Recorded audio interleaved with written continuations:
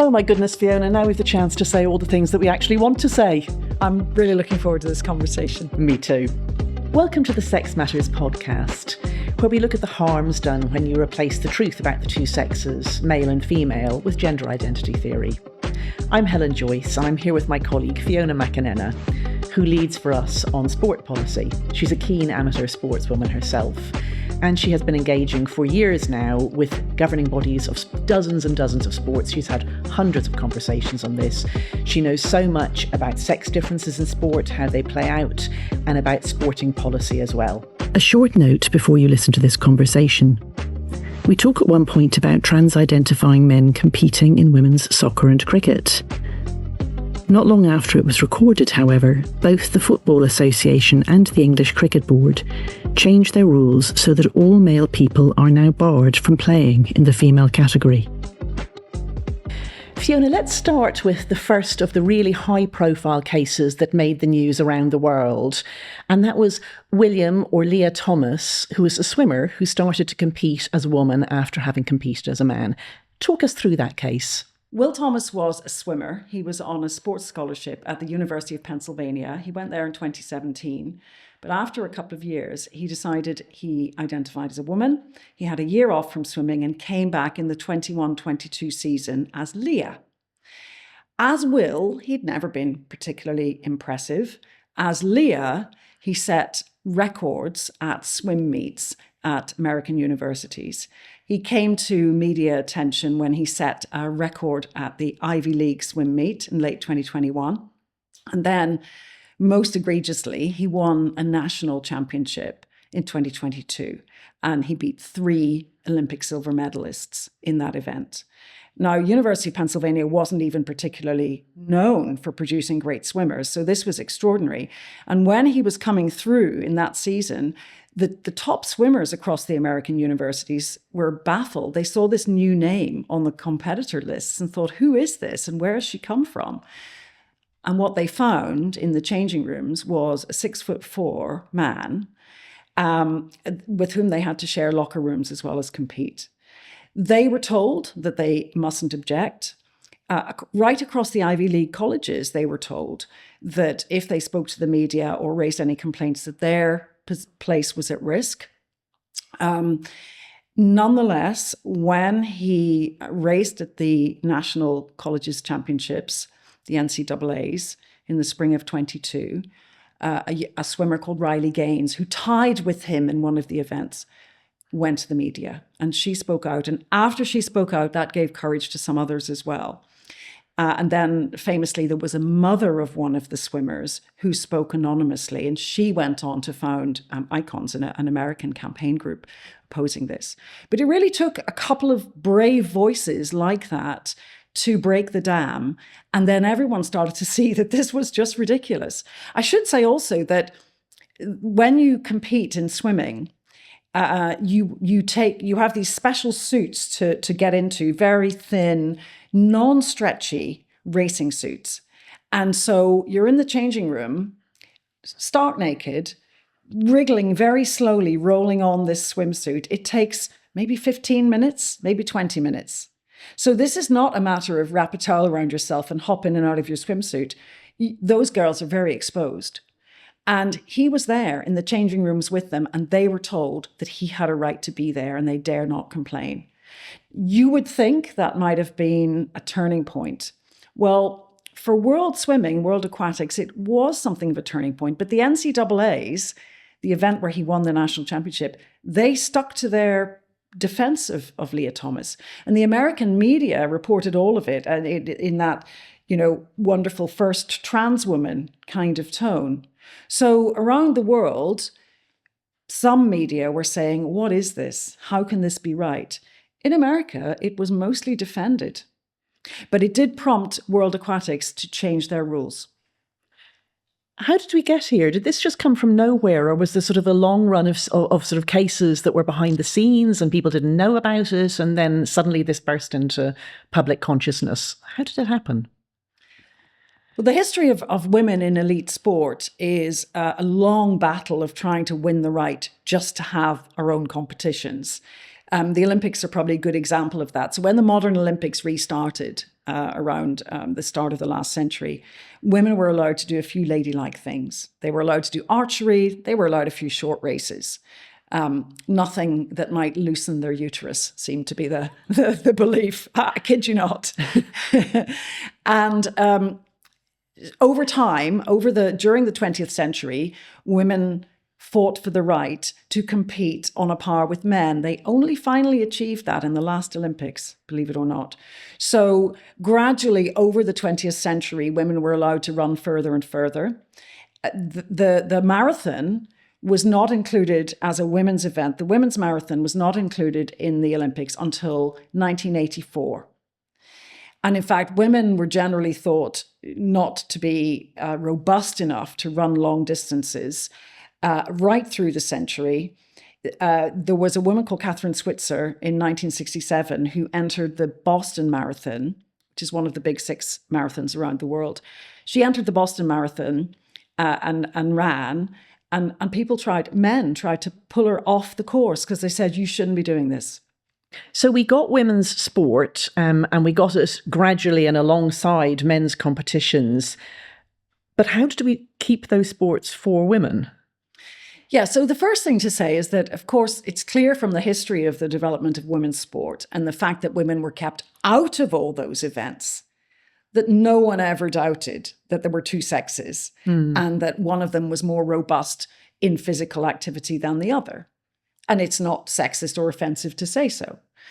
The flip side of that is that women will only be able to compete and win if we have male-free categories.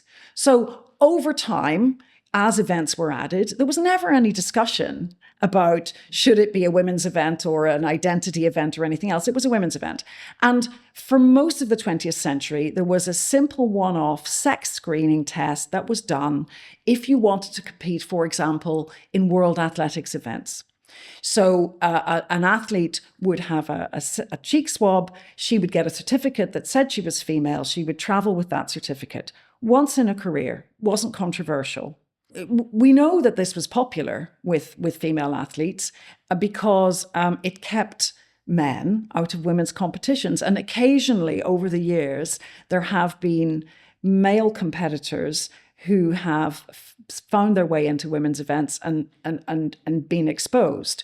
There's also the problem of DSD athletes, so those with disorders of sex development who appear possibly female as babies, but then they go through a normal male development.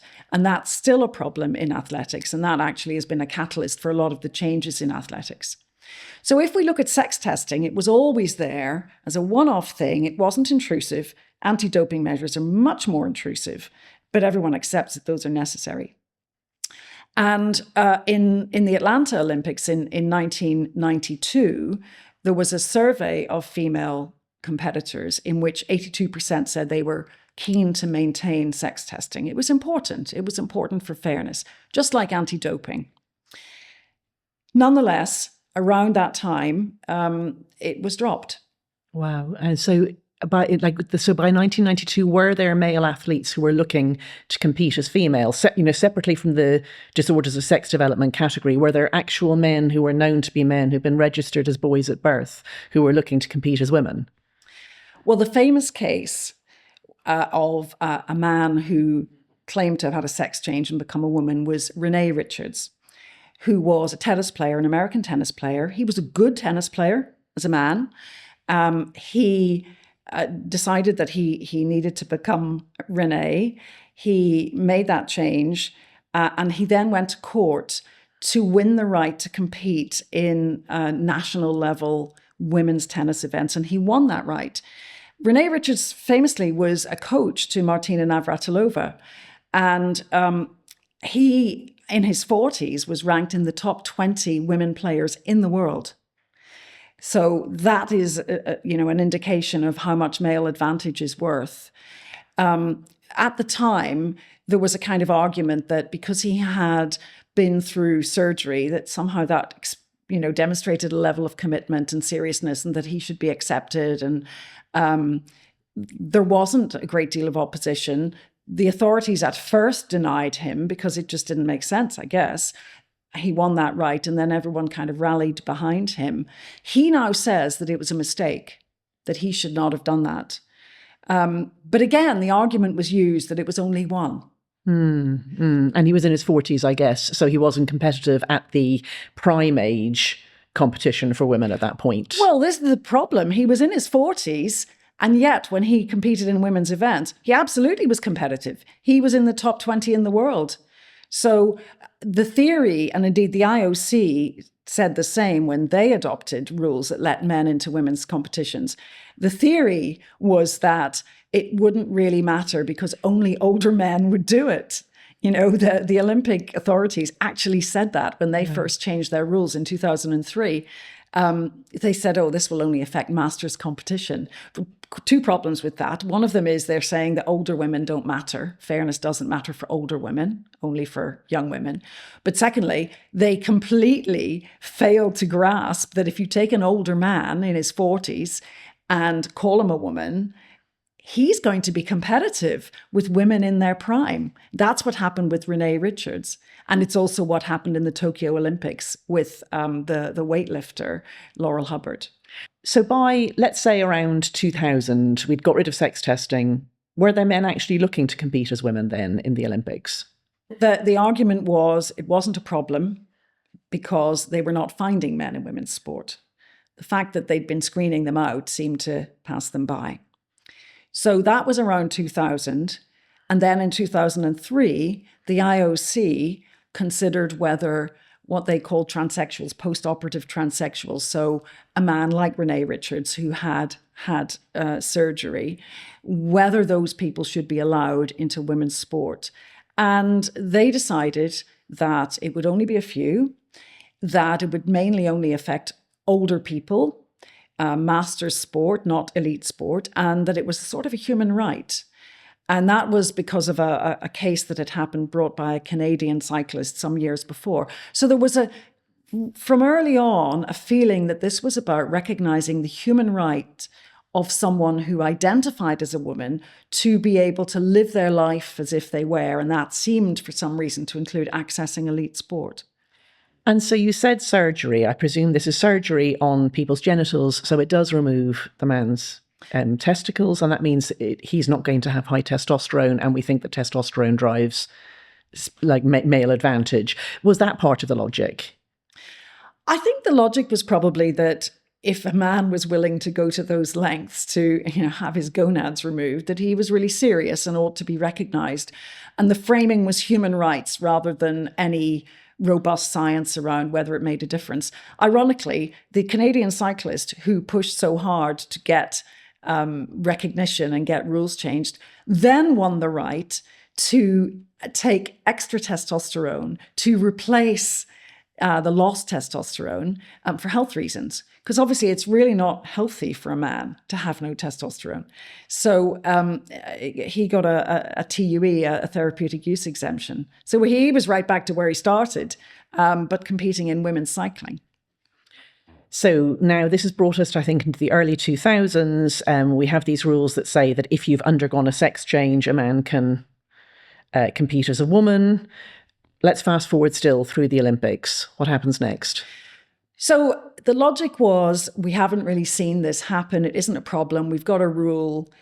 So we've done the right thing. But luckily, no one's using that rule. And actually, that's a pattern we see quite a lot in sport. Policymakers making a decision that makes them look good, and they somehow imagine it will never happen. What did happen was that in 2015, the IOC Medical Committee reconsidered this issue because there had been developments across the European courts, not related to sport, but related to other aspects of rights for people who had changed their bodies in order to try to be the other sex.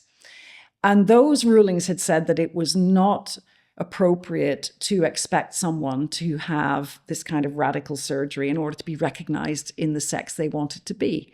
And so the IOC decided they would do the same. So they changed the rules and said a man did not need to have had any kind of surgery. He just needed to take some medication that would suppress his testosterone to a certain level for a period of time. And their evidence for that being sufficient was a middle distance runner called Joanna Harper, who had not been an elite runner, a good recreational runner, who had noticed that he'd got slower since he'd started suppressing testosterone. He'd also got older. That slows you down. But nonetheless, he decided that that was proof. He wrote a paper where he got some other people to give him similar evidence of their running times reducing as they had transitioned, and provided that to the IOC as the proof that it was enough to suppress testosterone and that would remove male advantage. Of course, it does nothing of the kind, and that paper has been widely discredited. So post-2015, basically a man could just suppress his testosterone and then compete as a woman. And did we actually see any men do this? Yes. So that rule change was too late to affect the Rio Olympics in 2016. The next Olympics were Tokyo 2020 Olympics that happened the following year.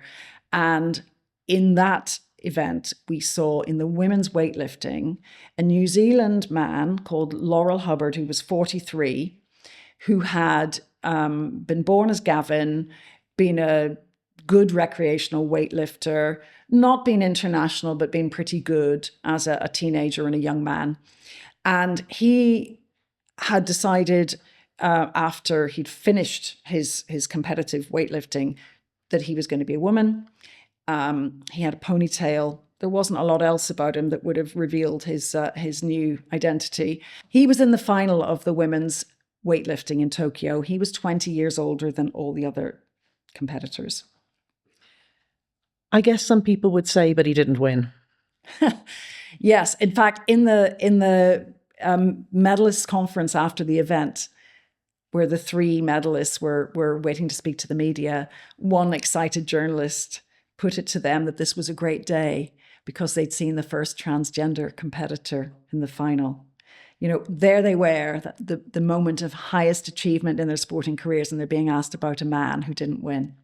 Wow. But the fact is that he took a place in that Olympic final from a woman. He was an Olympian and will always be, and she will not be. It's his name we know and not hers.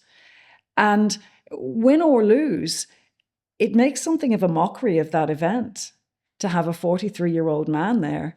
Now, you might have thought that'd be a turning point, but that journalist's reaction tells you that depending on people's belief, they can either see this as a travesty after all the years in which women have fought to be able to compete on equal terms, to have their own categories in sport, to be able to have careers and success. You might see it as a travesty, or there's a whole school of thought that sees this as the way of the world, that it's progress. Isn't it marvelous that Laurel can be her true self, her authentic self, and go and compete in the Olympics against those young women?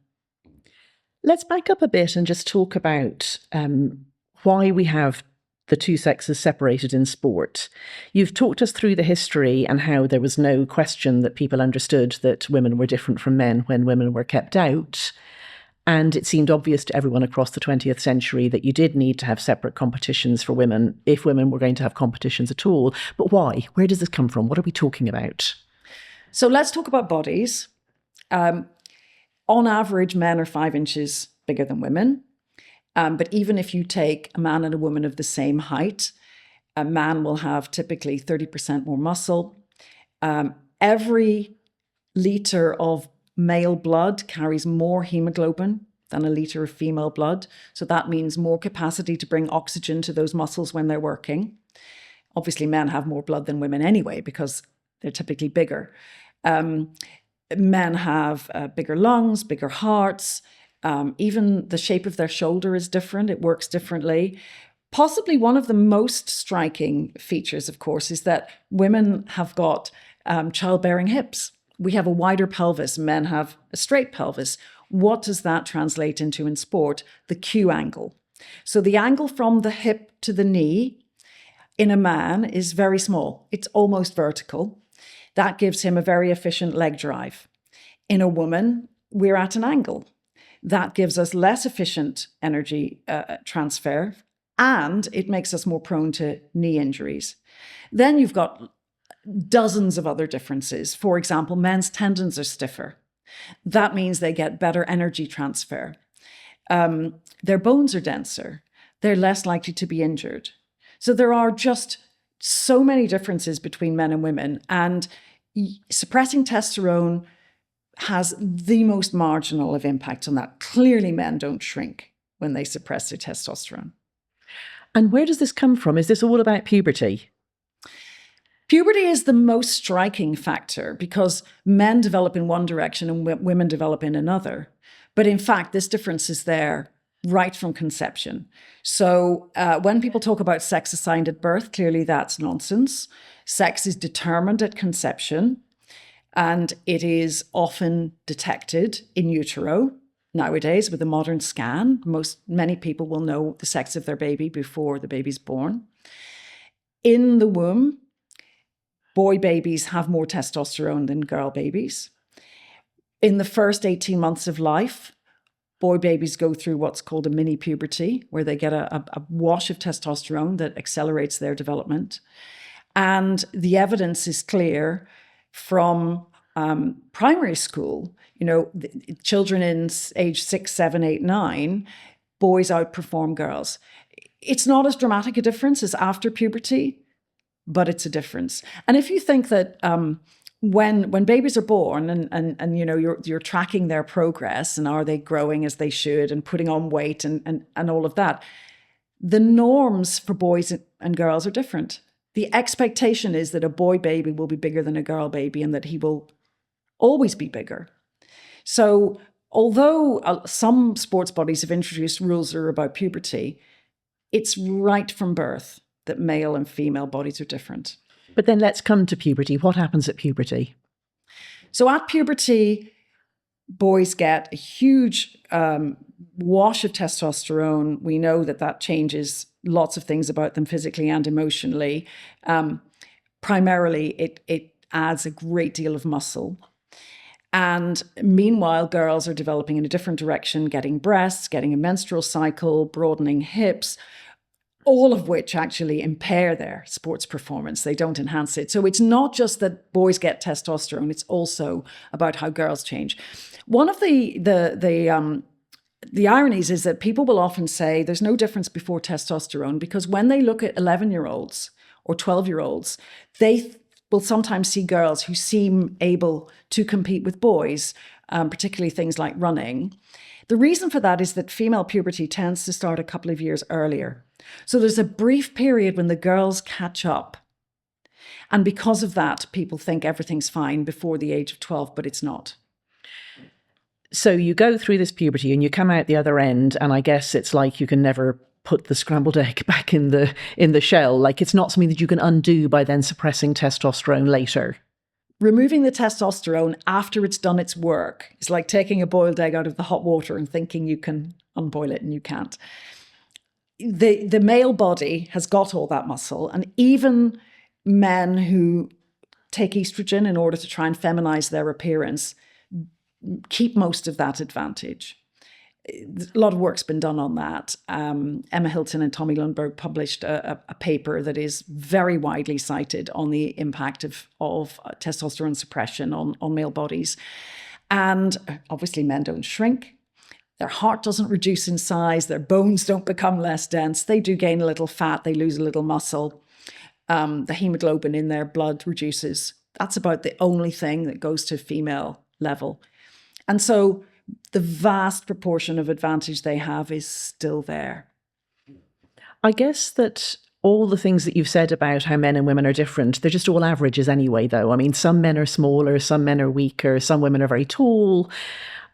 I mean, should we be allowing this to shape our thinking at all when we're thinking about whether we allow some men to be classified as women in sport?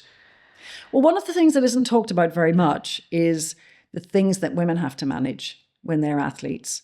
So menstruation, the menstrual cycle means that at different times of the month with different hormone levels, they may be more susceptible to injury, they may get more fatigued. Obviously, managing menstruation itself. Women are more prone to injury at certain times when their hormone levels soften their tendons. That doesn't happen to men. They don't have to manage any of that. And some people say, well, forget all that. Let's just have weight categories. Really, do we have? Isn't it sexist to talk about sex differences?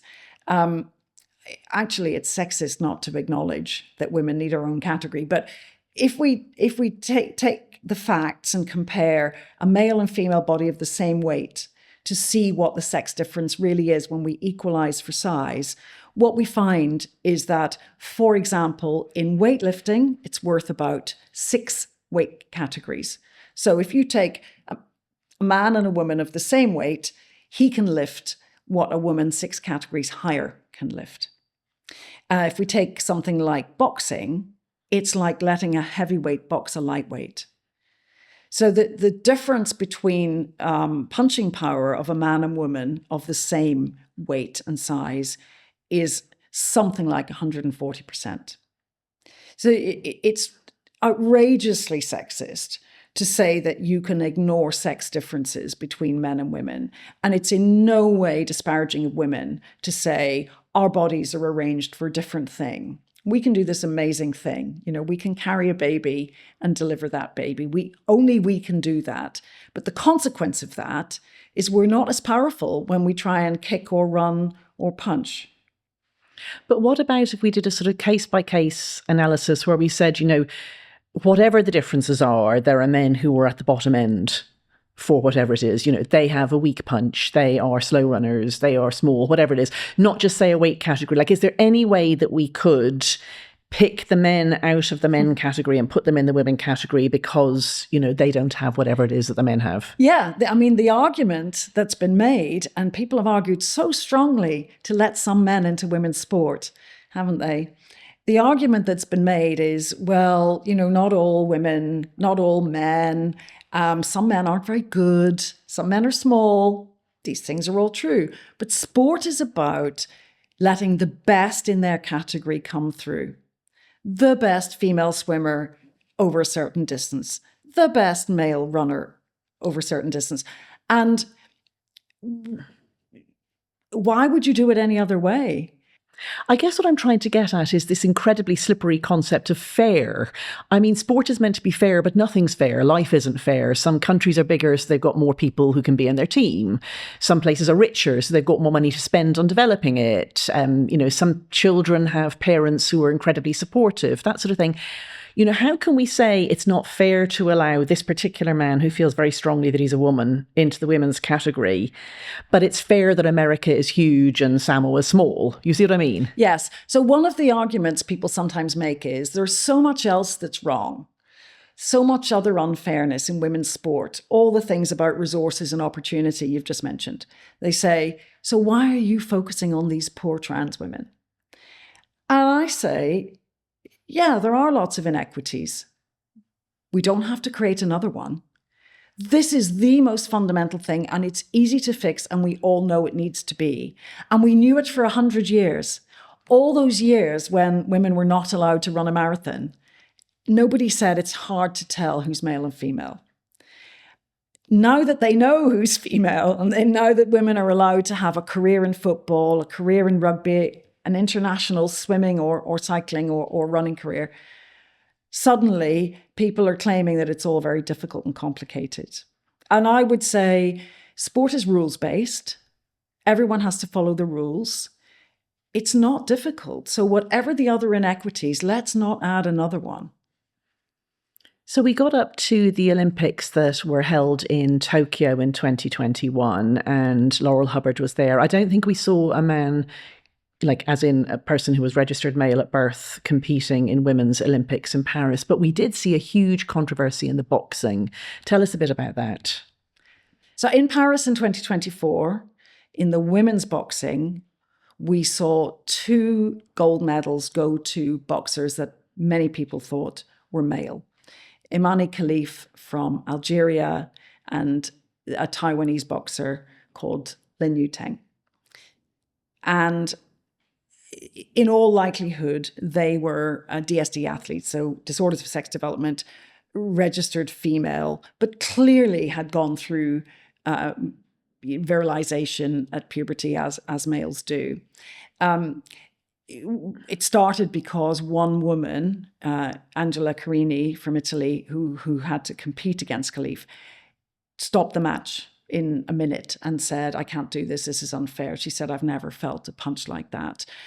It subsequently emerged that Khelif had trained in Spain with the Spanish team, and the women there had had the same experience, and he had ended up actually training with the men, boxing a category down, weight category down. So he wasn't that great as a male boxer, but that male advantage in the female category, that's what it does.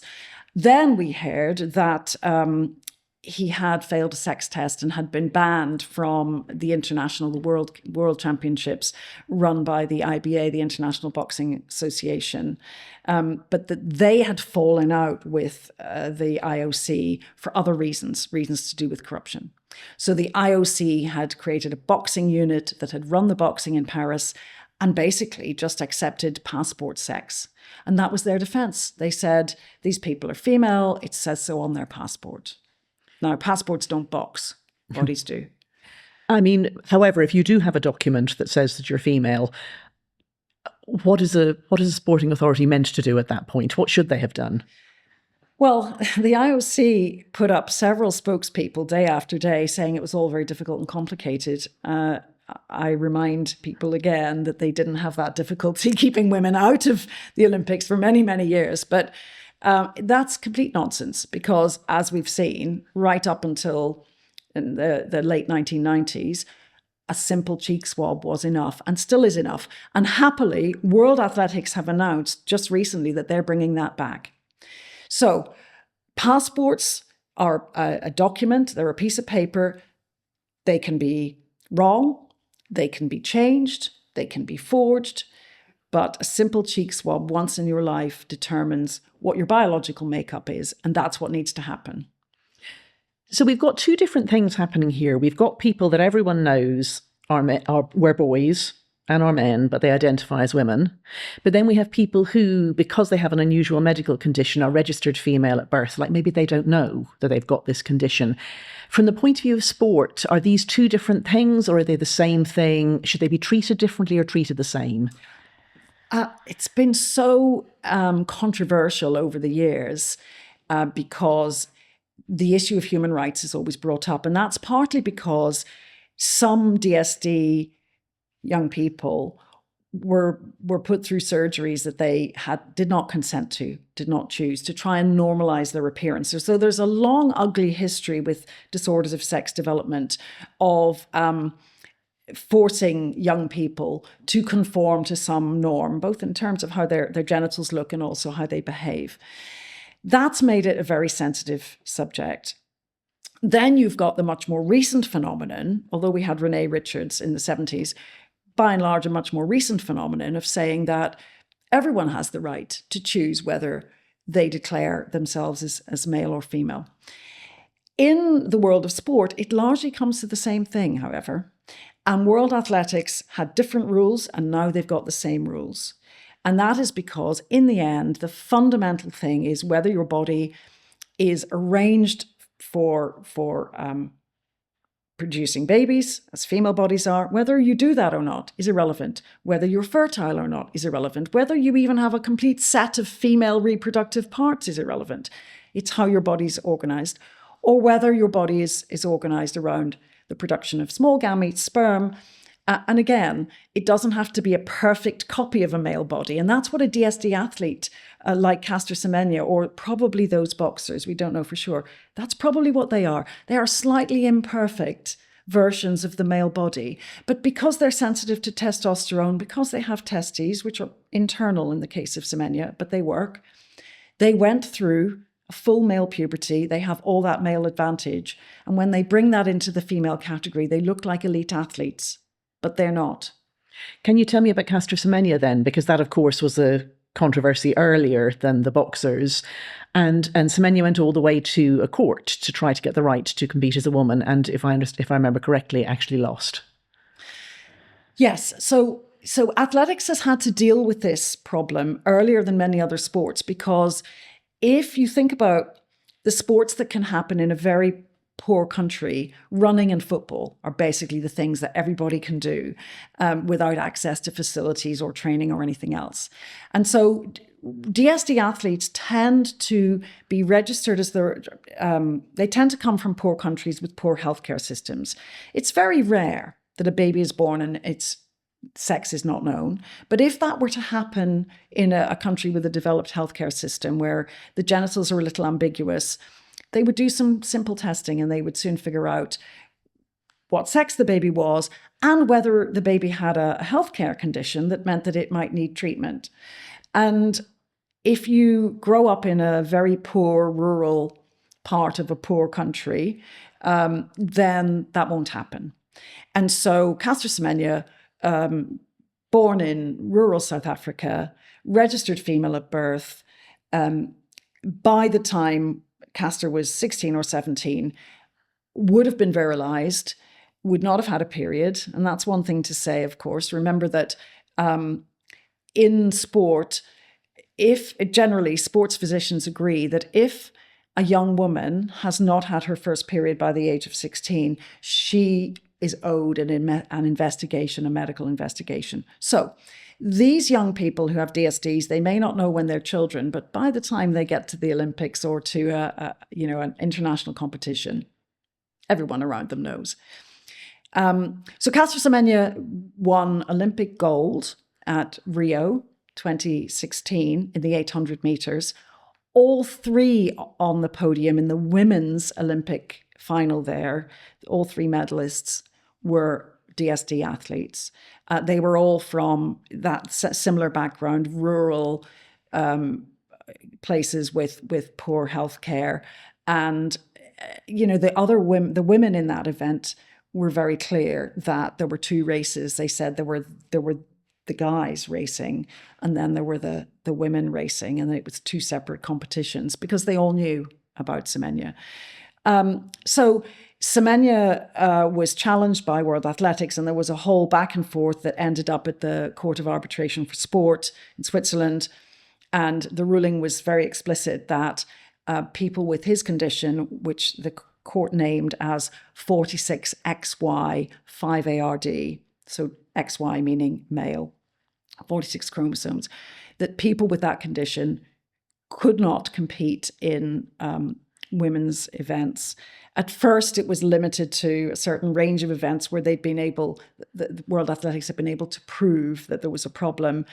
But very recently, World Athletics has declared that now as a universal exclusion. But all they're really saying is if you are male, even if you have an anomaly like this condition, 5ARD, that made your genitals appear a bit strange when you were a baby, and maybe they weren't sure if you're a boy or a girl, or maybe they thought you were a girl, or for whatever reason you were registered female, then you do not belong in women's sport.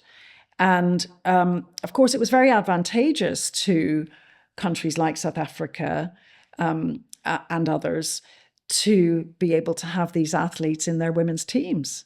Because, how good a runner was Caster Semenya? He would have been maybe good enough to get a college scholarship to the US, maybe not, marginal.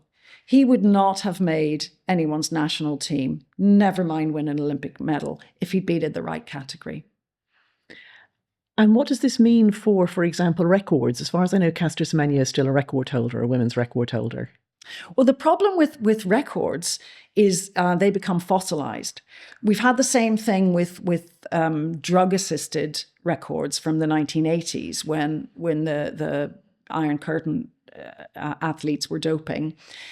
if a record is achieved with that kind of assistance, whether it's doping or it's a male performance in a female category, it may well be beyond the reach of women forever. And there have been cases of when you have someone with that tremendous performance advantage, it pushes everyone else to train so hard to try and achieve it that they can end up really injured. And that has happened to people. So when you have an unrealistic benchmark being set, whether it's a record or it's just performance, it has a detrimental effect on everyone, and that can last for a very long time.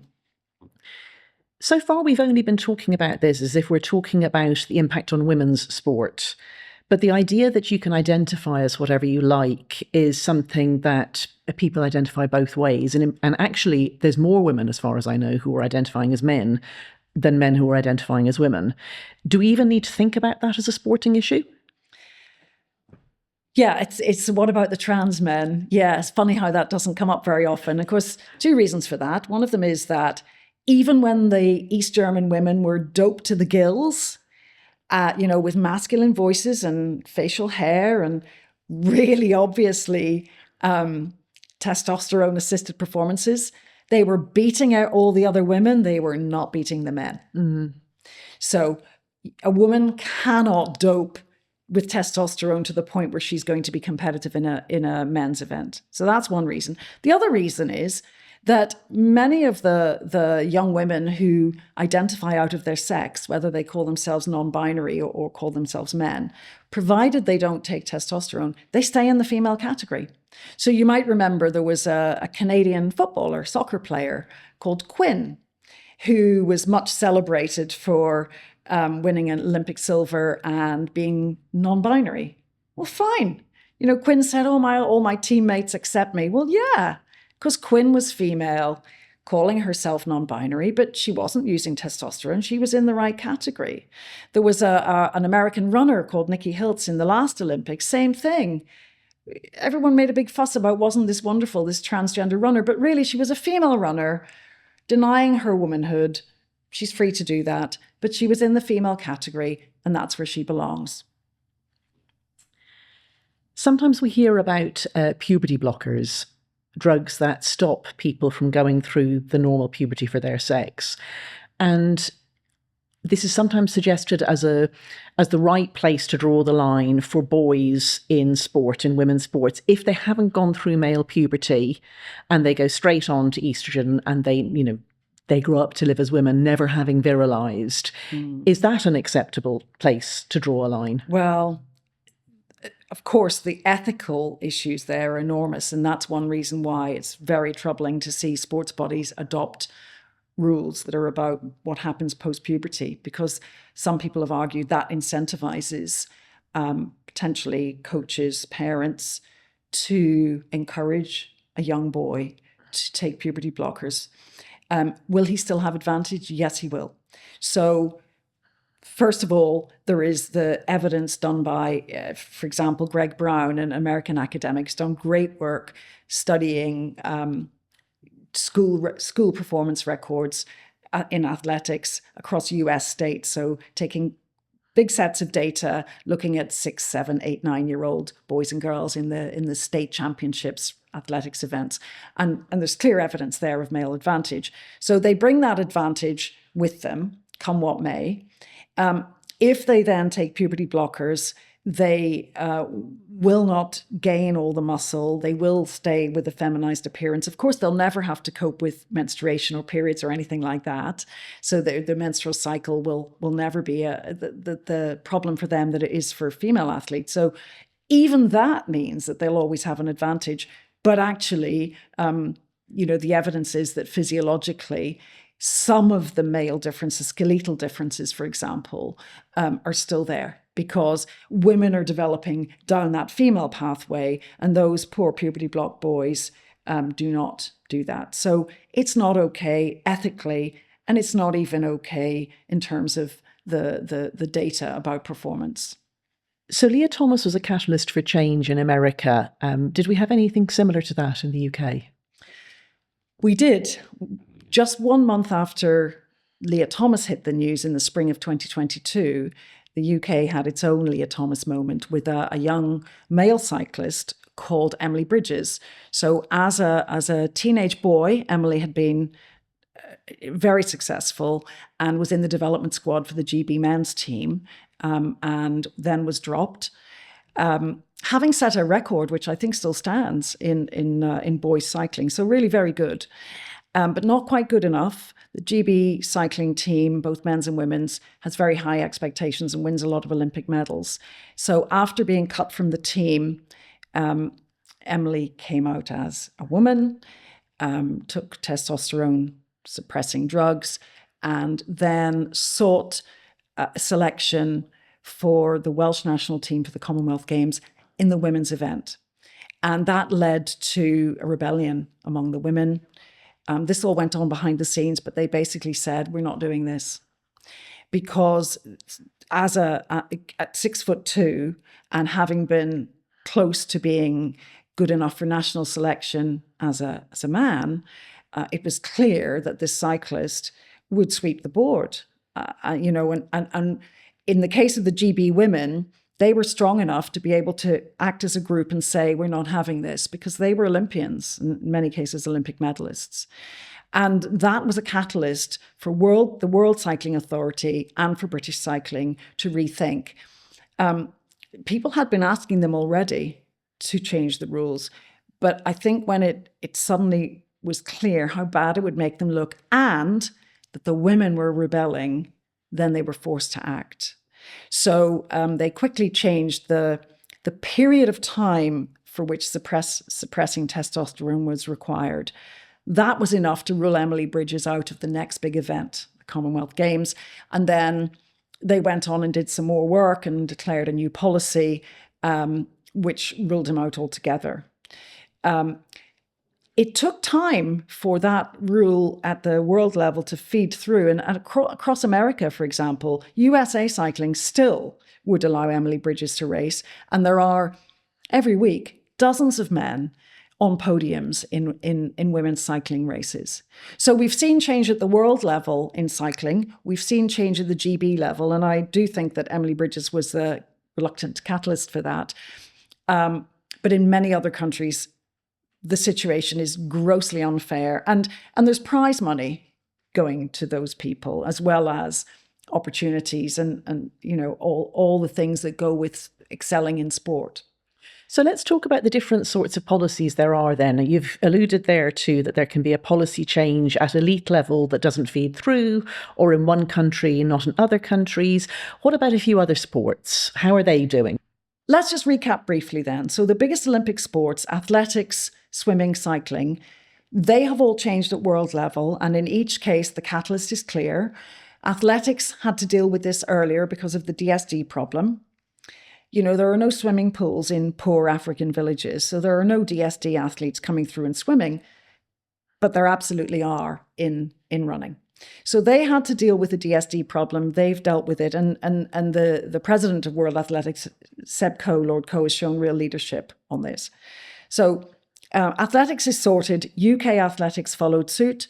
Again, in many other countries across the world, other athletics bodies have not followed suit, and they continue to allow men to identify as women and run in women's events. Swimming, we've talked about with Leah Thomas as a catalyst. Cycling, same thing with Emily Bridges as a catalyst. The next biggest sport is football, soccer. The international body FIFA has rules that date back to 2011, and they simply talk about men's football and women's football. And that's because back then, there wasn't a question. Everybody knew that there were men and women. It was never in doubt. But now they're supposedly reviewing, and have been for some time, as if the rules are not already clear. And what has been happening in football, just like athletics was, is that young men who have a disorder of sex development, who've been registered as female, go all the way through and end up getting professional soccer contracts in women's football. We see that in North America, for example. There are several that have come out of Zambia in particular, where there are, in the national team, there are maybe 3 or 4 in the female team who are DSD athletes and who play professional soccer in North America. So, what you're seeing is very average young men who, unfortunately for them, have a disorder of sex development, registered female at birth. Everybody around them knows. Because like I said, if you get to 16 and you haven't had a period, there's something wrong. And plus, if you look at these guys, you can tell they're men. One of them was given an award by BBC Sport recently, celebrated as one of the best footballers. Female footballers. Yes. Wow. So football, we're still waiting. The FA here in England, and the Welsh and Scottish FAs have their own rules, but they're all of them right now allowing men who simply suppress their testosterone or say they have to play in women's leagues. And we have seen devastating fallout from that. And people often say, well, it's only a few, how many is... How many is it? Do we have any idea? Well, the FA in England, when they started consulting on their rules a few years ago, having adopted a, let men in rule, all the fuss around all of this issue in other sports caused them to have a review. When they started reviewing, they said there were 40 or 50 in English grassroots football. And as they like to say, none in the Women's Super League. Why does that matter? What are you saying? Are you saying it would be a problem if they were in the Women's Super League? I think they are. But none yet at elite level. Lots and lots at grassroots. That number went up to 72 at one point. They're now saying it's 20. They haven't really explained why the numbers are changing. Quite how they know is a question, because what we know about football in England is that if anyone complains about someone who seems to be a man in a women's league, the complainant is most likely to be sanctioned. And we have seen that happen. We've seen women suspended and disciplined for questioning the presence of a man on the field because that man says he's a trans woman, and so that becomes gross misconduct because it's transphobic and whatever. So the issue then is there are some women playing in football don't know when they turn up to face the opposition whether there might be a man on the field. And the critical thing is that each of those male players impacts many, many women. So it isn't just that he's taken the place of a woman in the team. It's that he can outrun everyone on the pitch, most likely. If he's competent, he can outrun everyone on the pitch. Even a woman who can run with him pace for pace, and she'll have to be a much better runner for that, will worry that if she gets into a challenge with him, that she's the one who'll get knocked to the ground, might get injured. Certainly she's going to lose out in the challenge. Around a year ago, there was a very vivid demonstration of that with a women's league in Yorkshire, Sheffield and Hallamshire League. There was one player called Francesca Needham in one team. And in the course of that season, several other teams decided that they could not play against Needham's team because women were getting injured, and then they were feeling like they couldn't compete. They said to me, it just makes a mockery of the game. And if you go in for a tackle and you're the one who's going to end up on the ground, that happens once and or twice, you don't do it again, because these women are part-time footballers. They have jobs, they have to go to work. They can't risk getting a broken bone and not being able to drive. And so that one player led to the collapse of that league temporarily. By the end of the league, he withdrew, and they were able to start again. But if that is the impact of one player, and you think that's being replicated across the country, and on top of that, you've got the anxiety, the uncertainty about, well, there isn't one yet in our league, but when will there be? There might be.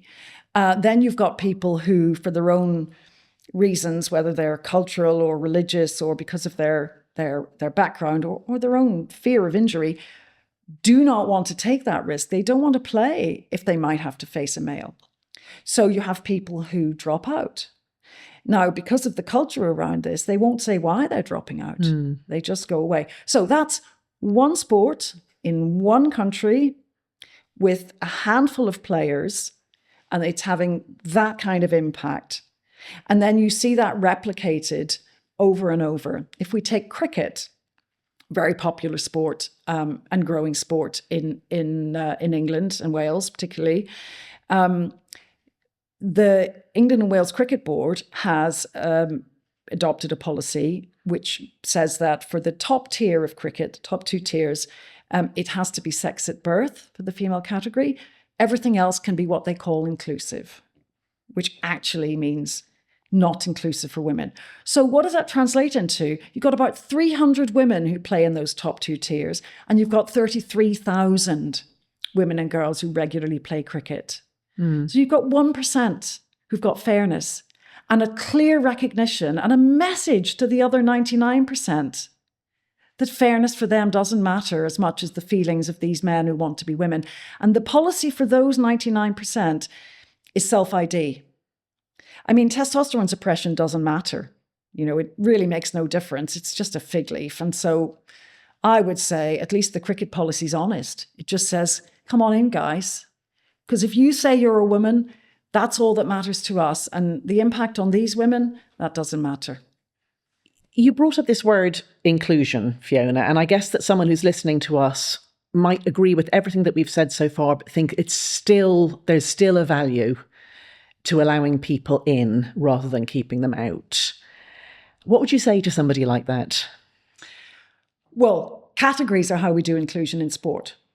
If we didn't have categories in sport, almost everything would be won by men in their 20s, maybe their 30s.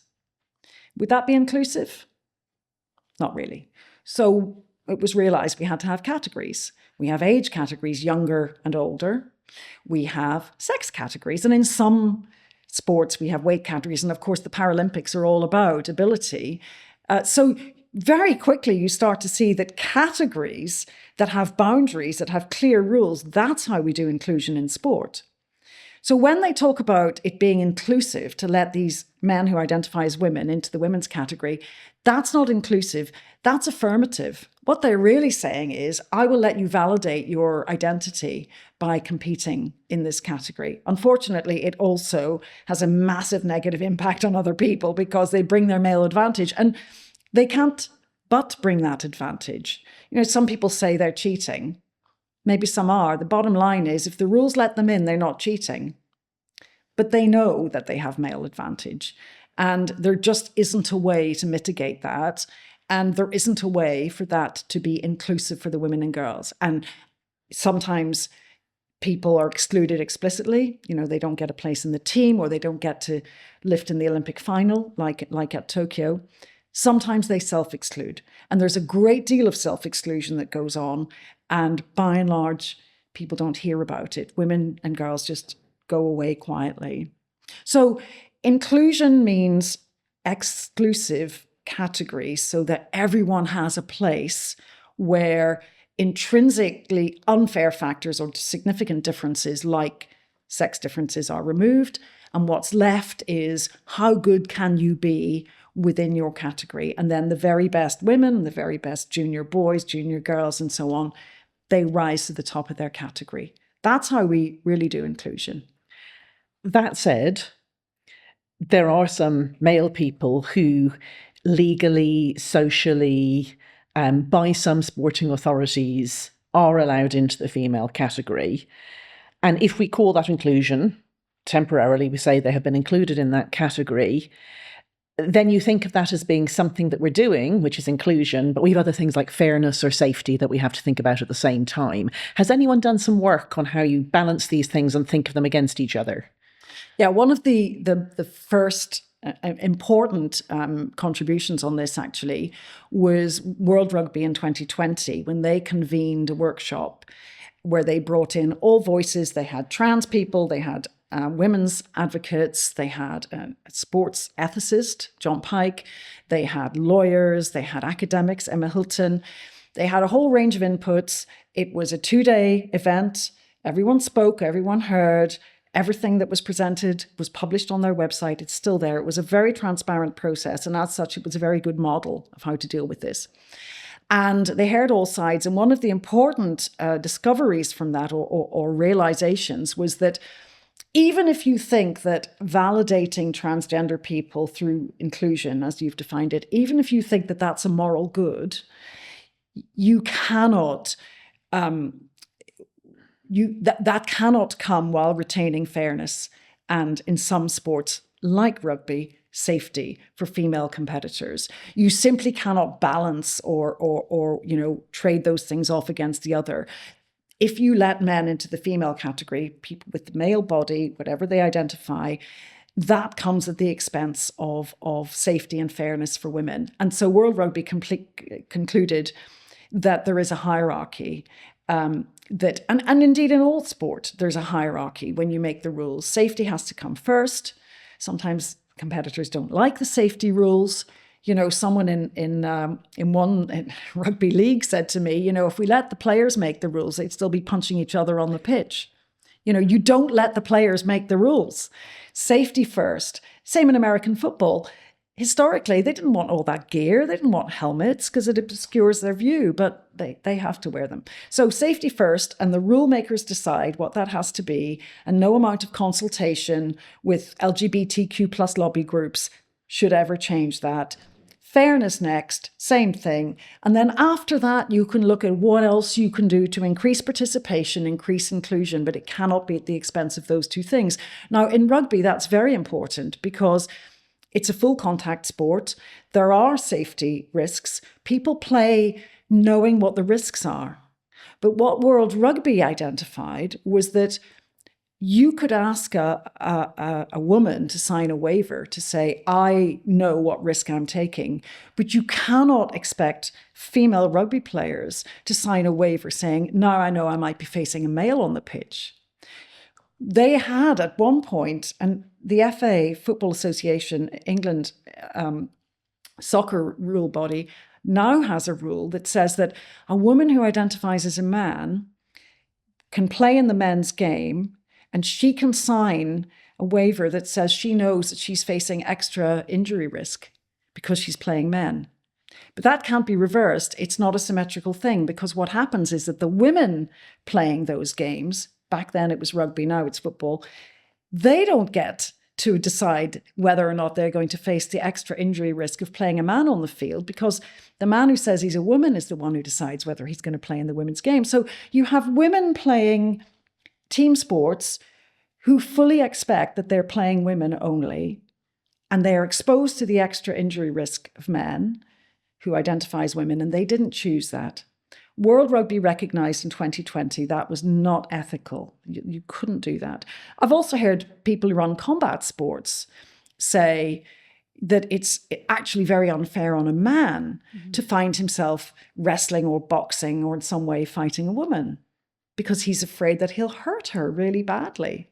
She might want that because she identifies as a man. She might sign up for the extra risk, but actually you're putting that man in some jeopardy as well. So there are all kinds of ethical issues around this.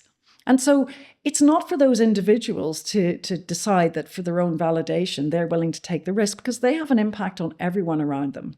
So World Rugby led the way in 2020. They made a very clear policy statement. They said, no, actually, you have to stay in your sex categories because of the impact on other people. The national bodies in the UK followed somewhat reluctantly. They did not follow that lead. It took them a couple of years to do it.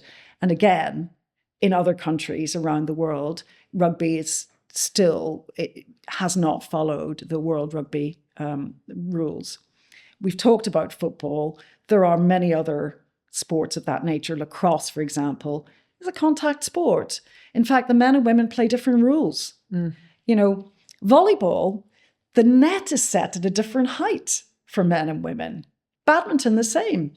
So it's mad that those organisations are letting men identify into the women's category. I should say for volleyball and badminton, in England at least, they have adopted fair rules. They saw that it just made no sense. But at international level and around the world, there are boys and men playing in the women's category. There was one infamous case earlier this year of a boy, and I think he may have been a puberty blocked boy, but nonetheless, with all the skeletal advantages of maleness compared to femaleness, who's on a volleyball scholarship in an American university, a women's volleyball scholarship. And women were being injured because in volleyball you spike the ball very hard. This boy can jump. The vertical jump, by the way, that a male body can do is considerably more than a female body, and that's very important in volleyball. There are so many sports where if you know the sport, you know what the particular male advantage is. And as soon as there's a sport that's got a male category and a female category, that's an acknowledgement of sex differences. It really doesn't matter if they're large or small. Can I ask you about what drove World Rugby to do this comparatively early compared with other sports? Was it a person in the same way that it was in swimming and cycling? In World Rugby, there's a lot of focus on injury risk and particularly on concussion. And an academic, South African academic called Ross Tucker, did the work. He was looking at concussion risk for players, and he realized that there was a problem. And in particular, one of the things that helped change the World Rugby policy was his analysis of the forces on the neck in men and women when they're playing rugby. And women's necks are just not as strong, you can imagine. And so the idea of women in a scrum with men there, and by the way, arguably there's almost a case for sexual assault charges there too, because anyone who's been in a rugby scrum can tell you that's a pretty intimate place to be. And if you've not opted to do that with people of the other sex, it's not something you want to find yourself doing. But yet that was happening. And that's an aside. The real issue was serious injury risk in a game that does have some known risks. And so it was really, I think, Ross Tucker who was the catalyst for World Rugby to run that process. But they then ran a very holistic, comprehensive and objective process. Let's step right to the other end of the spectrum of sports. We've got rugby and we've already talked about boxing and weightlifting, where I think you can really see enormous sex differences. People sometimes say, well, what about things like snooker and pool and darts and archery and things like that, where it's really not so obvious? You've said that if there are female and male categories, you should maintain them, but should we even have female and male categories in sports like those? Yeah, I mean, it's open to any sport, isn't it, to say, let's just do mixed. And lots of sports have mixed events and mixed competition, as well as single-sex categories. But by and large, you find that even if the sex differences are small, they are there. So if you take archery, actually, it's quite a big difference because the upper body strength of men is so much more than that of women that they are able to use much stiffer bows that then in turn propel the arrow much harder. They're able to pull the bow back because they have the upper body strength to do it, propels the arrow faster, which makes it truer, which means less deviation in the air, which means a better score. So archery is very sex affected, believe it or not. If you take something like a cue sport, snooker, pool, billiards, I mentioned earlier that the shoulder works differently in men and women. And so men have greater reach, even if they're the same height. Mm. Did you know that in general, for same height man and woman, the man's got a slightly longer arm? So they've got more reach, which is very important in cue sports. The other thing is the trade-off between power and accuracy. So if you're trying to cue a ball, the harder you're having to work, the more of your energy you're having to put in, the closer you are to your maximum strength, the more accuracy you lose. And so when the break shot, for example, where you're trying to scatter the balls, women have to use really maximum force to try and get enough of a break for it to be legal. There are different rules in different countries for what constitutes a legal break, but you have to pot, or two balls have to come back over the midline, whatever set of rules you're playing. Women have to cue really hard in order to make that happen. If the balls end up far away and they're having to reach for a shot, it's much harder to reach, it's harder to get the power on. The more power they're trying to use, the less accuracy and control they have. So you don't have to be punching someone, with more than double the strength to see a sex difference. Just in trying to reach a difficult shot in a cue sport, men have an advantage over women. And it's enough that if without sex categories, women at the highest levels would be an unusual sight. And so it's been decided there should be women's events. And as soon as you have women's events, then there should be nobody male in them. What's the law on all of this? And clearly it varies from country to country. So let's focus on the country where you operate in the UK. What's the law on keeping men out of women's sports? For a very long time, it's been recognised that sex differences are nothing to do with identity. So 20 years ago, when the Gender Recognition Act was brought in the UK that permitted people to change their registered sex on their birth certificate, there was an exclusion for sport. And when that our discrimination laws were all consolidated into the Equality Act in 2010, that was brought from the Gender Recognition Act into the Equality Act. So it's very clear. You would have thought it was unarguable. So there's a very simple statement in there that says, for all the things you cannot discriminate on sex, sport is one where you can. So it says there's an exception for sport. If on average male and female perform differently, then you can keep them separate, and that's not unlawful discrimination. And that also applies on the basis of gender reassignment. So here in the UK, you would have thought the law was clear, and that's for competitive sport. And yet, over the years, there's been a tremendous erosion of that people have somehow, they've never questioned whether there should be male and female categories, but lobby groups have argued, and they've kind of taken their lead from the IOC, that there's a human right, or that it's just common decency to let a man who identifies as a woman into the female category. And the argument that's often been made is that there aren't many of them, and so it doesn't matter. Now, that's an argument that basically acknowledges that it's not fair. Because why would the numbers matter if it was fair? So what they're really saying is these people matter more than you. They need this. Let them do it. They need it. And it's totally unfair. So the law was clear here, but it was being flouted. The problem is that in order to challenge that, you need a claimant. You need someone who's going to be brave enough and who's going to put her own career on the line and probably end her future in that sport, to bring a case against her governing body to say this is unlawful discrimination under the Equality Act. That is a big ask, and by and large, it didn't happen until last year when it happened in pool. So we saw a series of pool tournaments, so the Q Sport pool, where they were being run by a professional outfit. There was prize money. In each tournament, there would be, several £1,000s worth of prize money, with the winner maybe taking of each competition, maybe taking away a couple of £1,000s. And one or two male players who identified as women were starting to scoop up a lot of that prize money. There was one in particular called Harriet Haynes, who over a 5-year period has won about £27,000 of prize money in pool. And pool's not a very big sport. Arguably it's not as sex affected clearly as boxing or wrestling or rugby, but it's enough. And that's why only a few weeks ago, one of this outfit's finals, women's pool finals, was contested by two male players, two trans-identifying males, this player Harriet Haynes and another one. So about 15 months ago, the pool authorities recognised that this was becoming a problem. They changed their rules and said, from now on, you have to be born female to be in the women's tournament.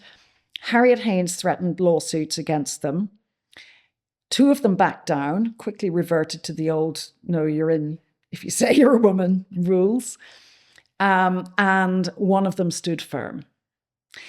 And since then, we've had parallel legal cases running.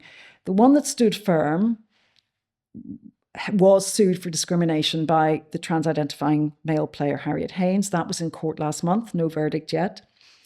The ones that reversed included this outfit called Ultimate Pool Group, and they were sued by a group of women.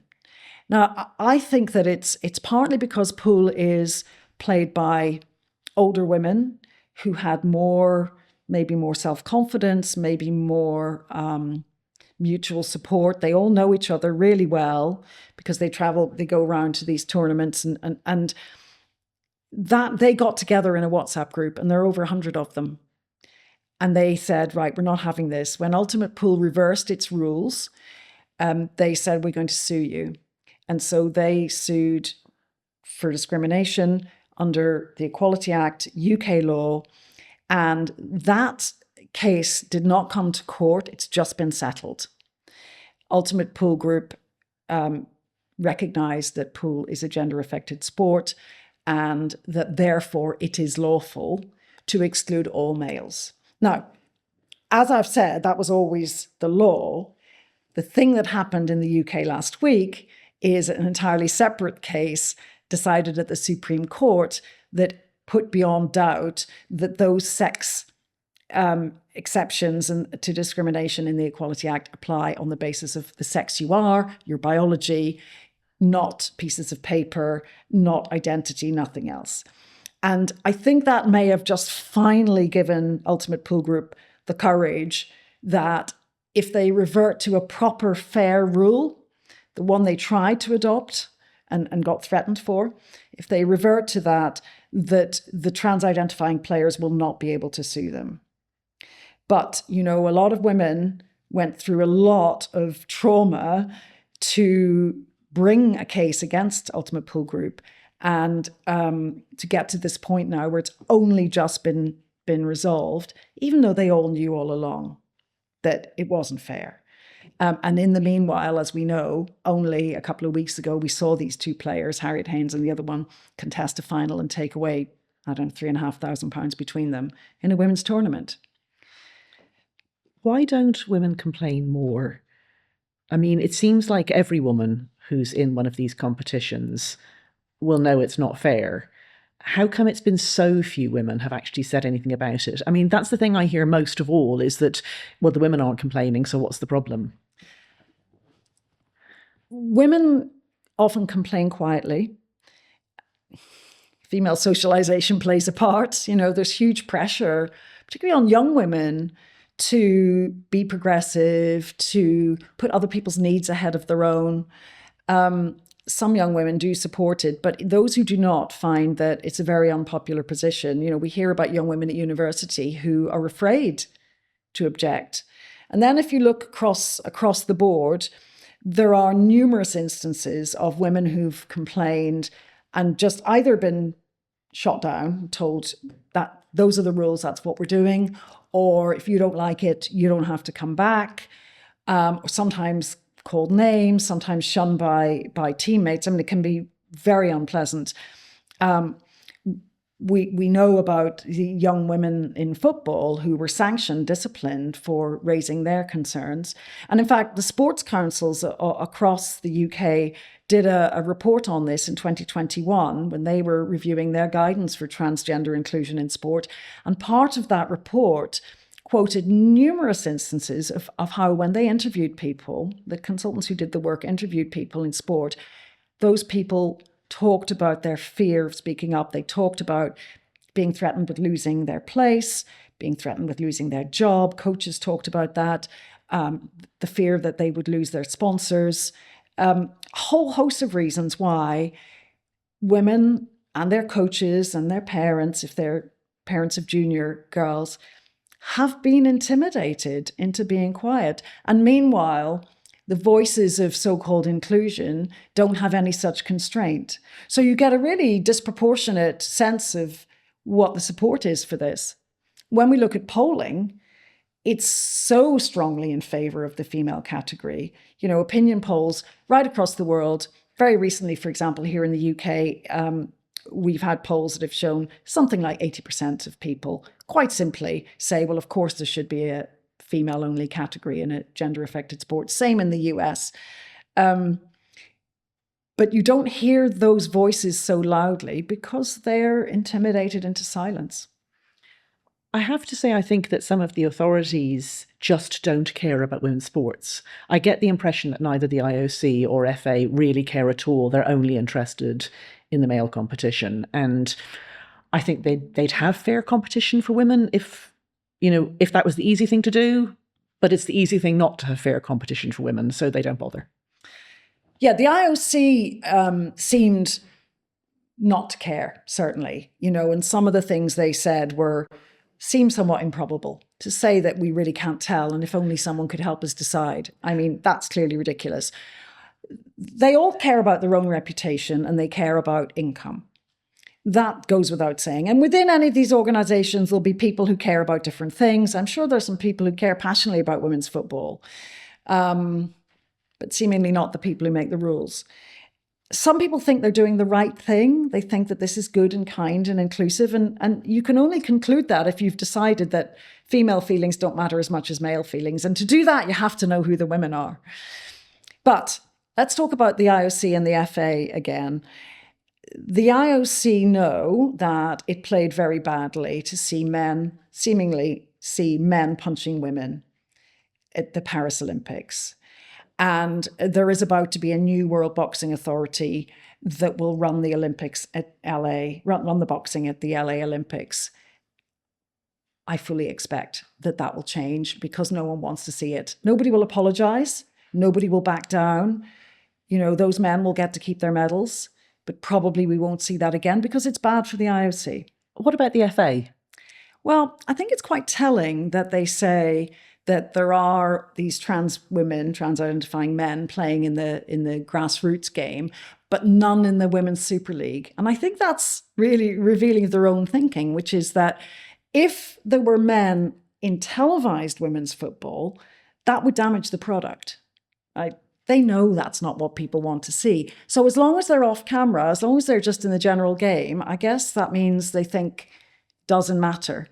And it's typical of that attitude, which is that fairness for women doesn't matter until it becomes commercial in some way, until there's money involved. And at that point, they know they have to do something. I guess that attitude then feeds into really non-competitive or participation sport. I mean, things in cycling like the breeze rides. How does that work? Yeah, so the law, the Equality Act piece of the law we talked about for sport is clearly about competitive sport. And now that's starting to be enforced more strongly. We're starting to see change. But even organisations that have restored fairness in competition for women sometimes then will say, but that's not for participation. I often hear sports bodies, when I talk to them, say, well, we know it's not fair, but where do we draw the line? Well, you draw the line at fairness for everyone, but they don't. They seem to think that this is, that there's a territory here that has to be carved up between women who should have fairness and trans-identifying males who should have validation. And so just to say none of them can be in the women's category is too much. So they're restoring competition. And then if we take cycling, breeze rides, that's a program that's intended to increase female participation in cycling because they identified that women are not so keen.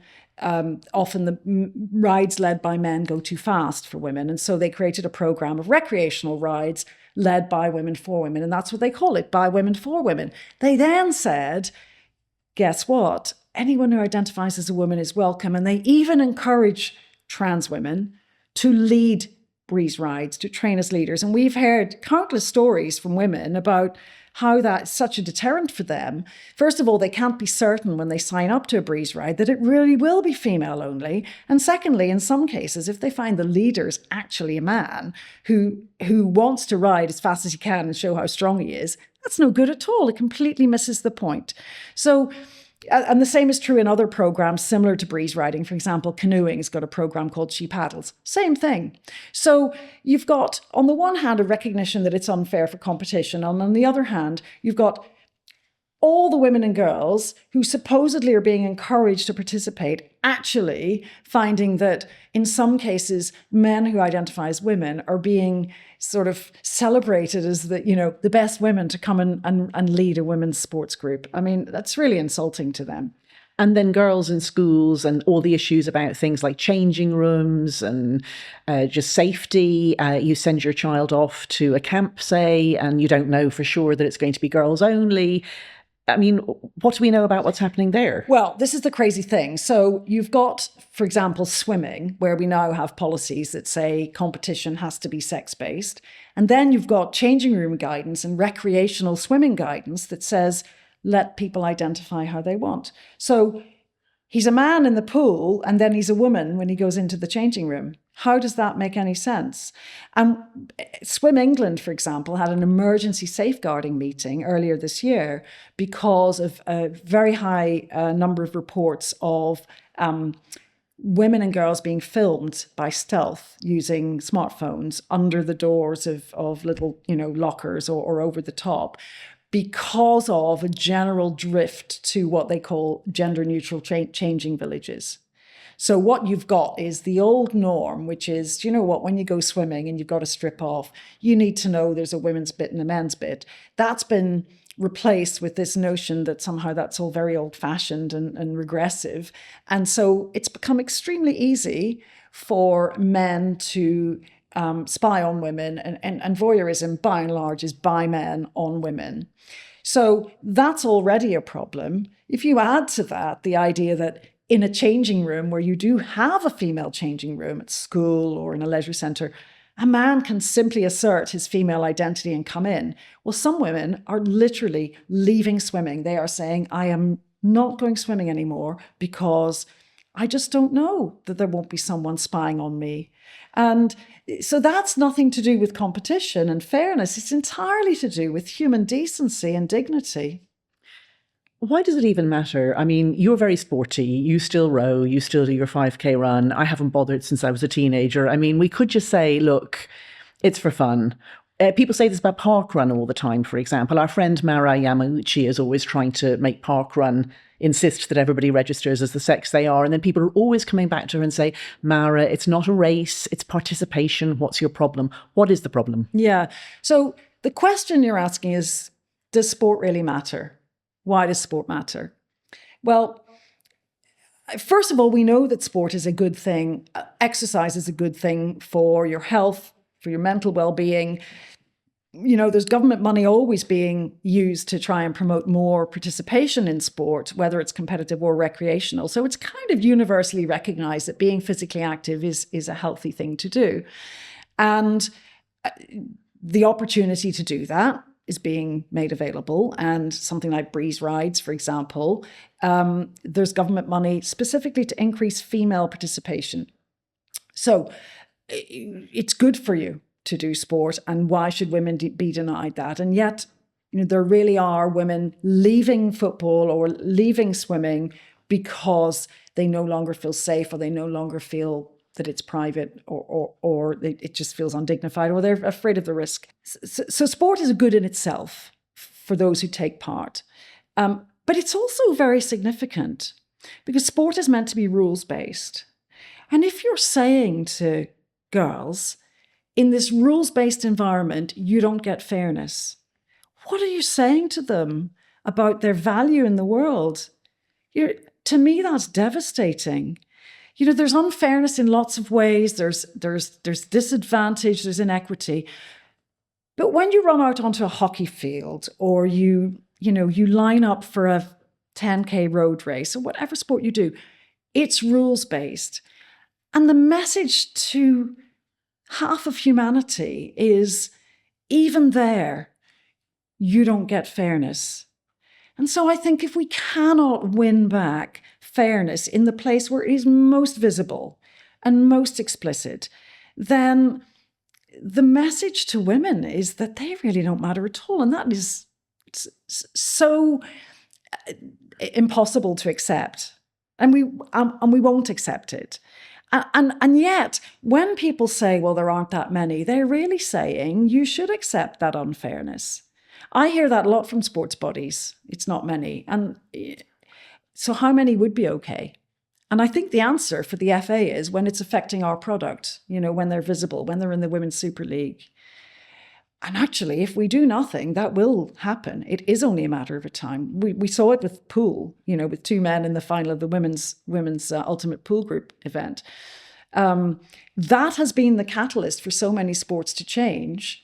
And I say to a lot of sports bodies, don't wait for your Leah Thomas moment, for your Emily Bridges moment. Do it now. Because when you wait, it becomes very personal.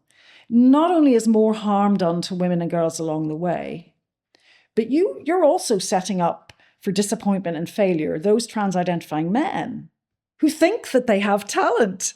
They think that they have real potential, but they're not that good. They're just in the wrong category. So what happens when you're talking to governing bodies? You've had dozens of meetings, I think, with different groups, and then hundreds of conversations probably by now.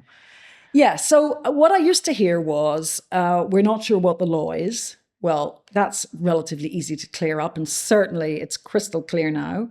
I also hear a lot of empathy for trans-identifying men, coupled with the fact that they think there aren't very many. Now, what they're really saying is that the feelings of that small number of people trump fairness and the feelings of all the women who play their sport. But actually, it's quite hard to get the policymakers to flip that empathy that they feel for the men over to women. What sometimes works is they recognize that there are some women who seem to deserve their empathy. So middle-aged women, forget it. Nobody cares about us. It's our job to be everybody else's mother and look out for them.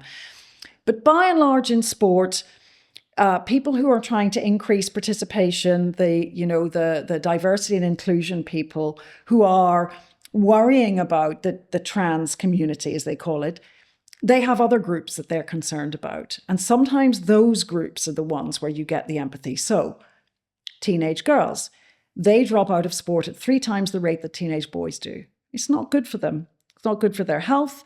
Your teenage years are when you're building bone density. It's very important for women to be active in those years.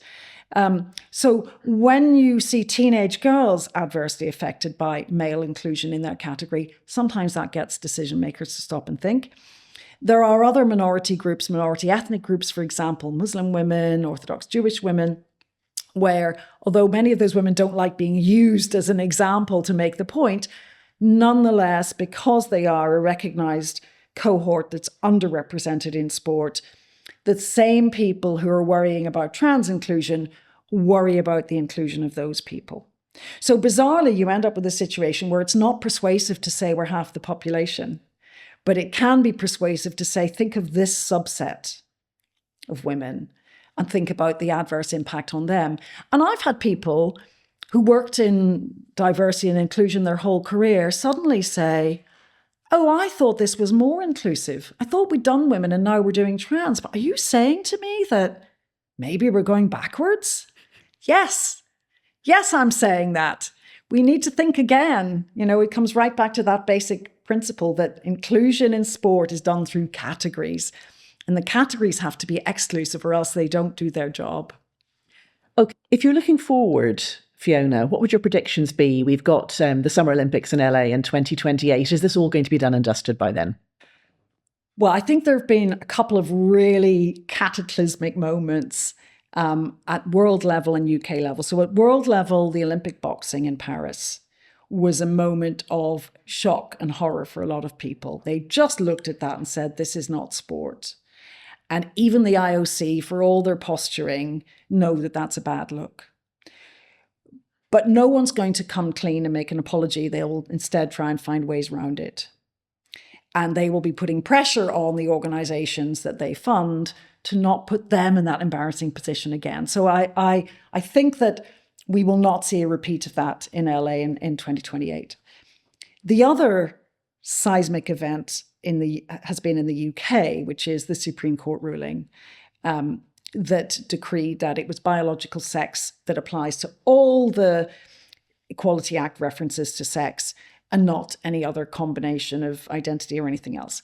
And what that does, it doesn't change the law. It always was the law. And what's more, as we've seen in competitive sport, it was never in doubt anyway, because there was an exception for gender reassignment. But what that does is it gives people cover to make decisions. And legitimately or not, it enables them to say, above my pay grade, I want to be a good person. I want to include you, but the Supreme Court says I can't. So I think that the years of agitation and making noise and getting visibility for the inequity of this so-called inclusive policy that all of the campaigners have done will now pay off, because the sports bodies can't get away with it anymore. And now they've got a basis on which to climb down. I think some of them have wanted out of this for some time, and there are internal tensions. But I now predict that many bodies will, either with pleasure or with reluctance, declare that their female category is now female only. I think by the time the Olympics come, British sport will be much, much fairer than it is now for women and girls. American sport, I don't know. Thank you so much, Fiona.